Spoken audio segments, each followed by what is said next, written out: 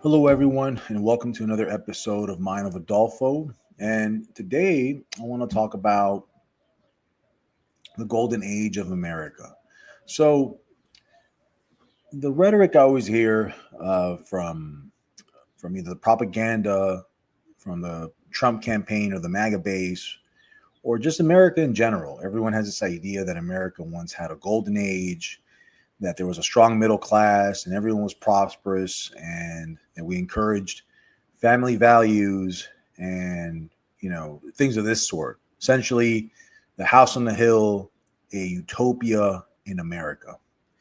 So, what I want to do today is actually break down this golden age of America, which was between the 1950s and the 1970s, why it was a golden age, and what happened, right? What's going on now that America is essentially a gig economy, hustle culture. There's this disparity, if you will, between inc- income, right? Wages are stagnant. The price of living is the cost of living, excuse me, is increasing exponentially. People are living check to check, and healthcare is unaffordable. All the again, all the issues that we face internally as a country, and again, a lot of our divides, right? A lot of our frustrations with each other, whether left or right of the aisle, I think they're socioeconomic at the base of it. I think most of the time it's pressure, it's frustration, it's anxiety of how to pay the bills, keep things together, and of course you have to find a scapegoat. So perhaps maybe it's gay marriage, maybe it's abortion rights, maybe it's corporate tax. Pick your poison. So we get into these heated ideological debates. Essentially, they're ideological, they're not pragmatic. So I'm going to try to give you the best information possible in this podcast, if you will. I'm going to try to be as objective as possible. I'm not, again, I always give this disclaimer now. I'm not a geopolitician, I'm not an economist, I'm not a historian. I'm just an enthusiast of these subjects. So don't take anything I say here at face value or as gospel. I encourage all of you out there to go ahead and go do your own research. It's very important to be critical, to question everything. And I can't stress that enough. Again, just because someone sounds compelling or they have a large following, or it's because it sounds nice to your ears, doesn't make it doesn't make it true, right? And there's a difference between what ought to be and what is. So let's just jump right into it, right? So we got to set the scene. So got to go back to 1945, right? So post World War II, right after the end of World War II, America emerged as a world superpower because it was one of the only major industrial economies that wasn't destroyed. And the reason it wasn't destroyed is because the United States has two natural geographic barriers, if you will, called the Atlantic and Pacific Ocean, right? These giant moats. So essentially, unlike France or Great Britain or Eastern Europe, where they had very nasty land battles, high casualty rates for their civilians, especially Russia. Russia lost something of the magnitude of like 16 million civilians just in World War II, just to give you an idea. So again, the U.S. rose as an industrial superpower, if you will, right? The economy wasn't destroyed. So by the 1950s, the U.S. made 50% of the global industrial output.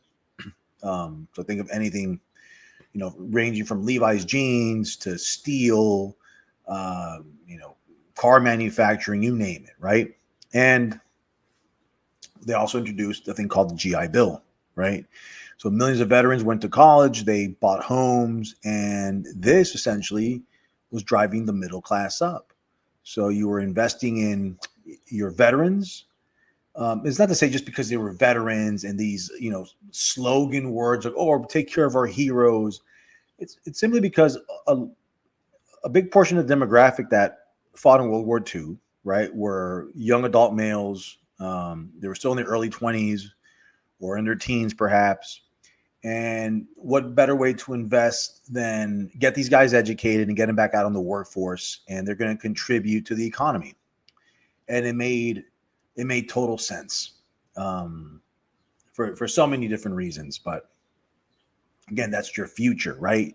You're investing in the future, the guys who are eventually going to work in General Electric, or they're going to work for NASA, right? You got to get them educated, you got to get them specialized, and that's what's going to produce more for your economy and your GDP and your output and all these things.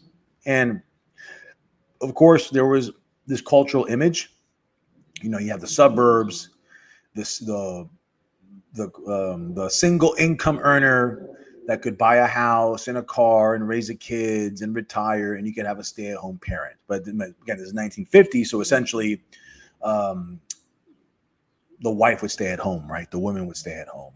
Not that they had challenges in the 50s, right, with women's rights and voting rights and segregation and all that. But we're not going to get into all that. We're just going to talk about the economics and the numbers and what made this quote-unquote golden age so great. So let's start. This is one of the main things. The top marginal tax rate under, for example, President Dwight D. Eisenhower, the highest earners were taxed 91%.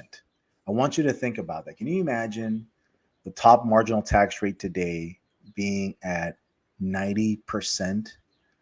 That would cause utter havoc. We couldn't even imagine trying to sell that to the American public, right? After years of propaganda and campaign of, don't tax the rich because they quote unquote reinvest back into the community. But again, this is your golden age, right? 90%. The average corporate tax rate during this time was 50%. So again, these big companies, what they did was they reinvested profits into research and development, into wages, into benefits. There wasn't any stock buybacks. Stock buybacks, they were illegal up until 1982. So for those of you who don't know what a stock buyback is, essentially a company could buy back its own stocks, and that could drive the cost of shares higher, and which in turn causes more profit for investors, right? The stockholders. So a key difference here was that America, back in this golden age in the 1950s, they were more concerned with the stakeholders. So the stakeholders, the community, the workers, and ultimately the CEOs who were running these companies, and the product and services, right? It was all synergistic. It all tied in. If the community, if you had a labor force, right?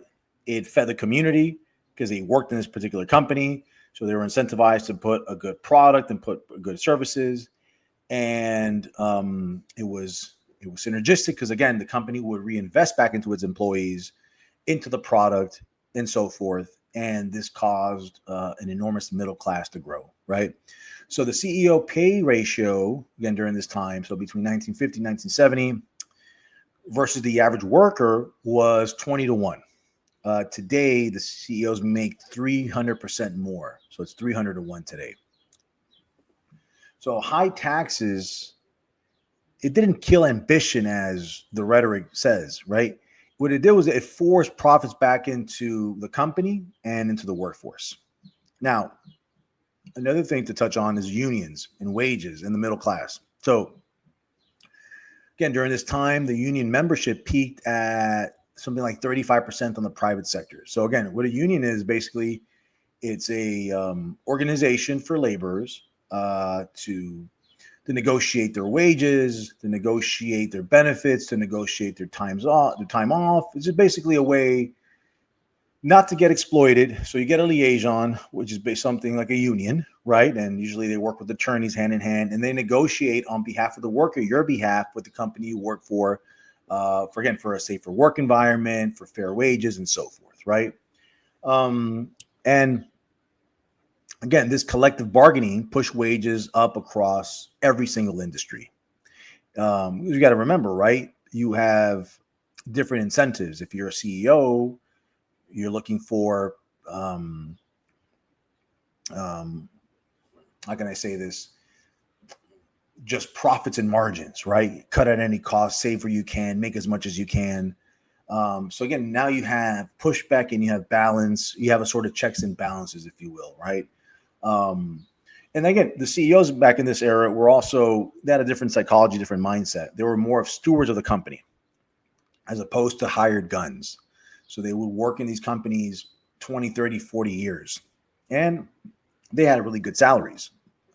So their earnings came out of their salaries, not out of the stocks. So again, stock buybacks, that's why they were illegal to the 1980s, right? Because if you're a CEO and you're making money off the stocks, again, maybe a stock buyback could increase your annual bonus, if you will, right?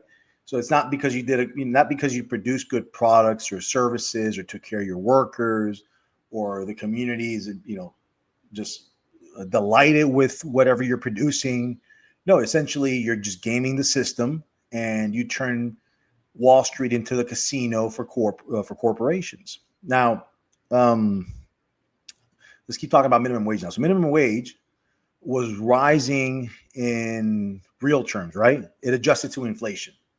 So, by 1968, the minimum wage would be the equivalent of over $12 an hour today. Okay. Now, some of you are saying, well, what happened, right? This sounds like a good deal. What changed? Well, what changed was started in the 1970s. So stagflation, right? Again, the wages wouldn't go up. We had an oil shock. Again, this was simply because of situations going on in the Middle East, in Iran specifically, and of course, war. War creates debt, the Vietnam War. And the business elites, they push this free market solution, if you will, right? Deregulate everything, cut on taxes, and we'll take care of the situation of the stagflation, of this national debt, and so forth. So companies, they started legalizing companies, boosting share prices instead of reinvesting. So again, instead of reinvesting in your actual product or services, they were just boosting their share prices, and corporate lobbying exploded, right? Think of these super PACs, these think tanks, and of course, this notorious anti-union campaigns. So before the 1980s, the stock market wasn't an American obsession, right? People built wealth through their jobs, their pensions, and their homes. But today, companies spend trillions on buybacks. So again, the company they buy back the stocks. This equals executive pay, so the CEOs get paid more, and it's less of a real investment. They're not investing anything. They're just investing back into their own pockets, right? And they sold this trickle down policy, right? Trickle down economics, or Reaganomics. But the GDP growth slowed, and the wages it didn't grow as well. It stagnated. And the result is we went from owners to rent seekers. So now we have modern billionaires like Jeff Bezos and Elon Musk, and they often avoid taxes through equity, right? They'll put loans against their shares. Meanwhile, wage earners pay taxes from every single paycheck. I know somebody listening out there, you pay taxes from every single check. And again, these guys, they get these tax cuts, they get these loopholes, and then the wealth gap is wider than it was in the Gilded Age, which is back in the the 1900s. So these are, again, you can look this up yourself. There's hard data on this. So again, from the 1950s to 1970s, productivity and wages grew together. But post 1980, again, Milton Friedman, Reaganomics, the productivity keeps rising, but the wages stagnate. Stock buybacks are legal now, and again, you're not reinvesting into the company; you're reinvesting into the stocks, and you're just getting paid without producing an actual product or service. So compare that to 1950s, where the CEO to worker pay was 20-1. Today, again, something like 300, close to 400-1, and the stock market size versus the real GDP, that was a huge growth in the financialization of America, if you will, right? So By no means was the golden age a utopia. Again, there was all sorts of social ills and problems that we could get into, right? Not just on an economic front, but on a humanitarian front. But again, the policy plus taxes made it functional for many, so not just for a few. And what we have today is this modern crony capitalism is basically essentially medieval lords, billionaires, and they have their vassals, which would be, the captured politicians, the guys are paying off, and they have their serfs, us, which is the gig economy. So how many of you out there have a job and then they do another job? They do DoorDash, they do Uber, they're doing something on the side, right? Whatever it is.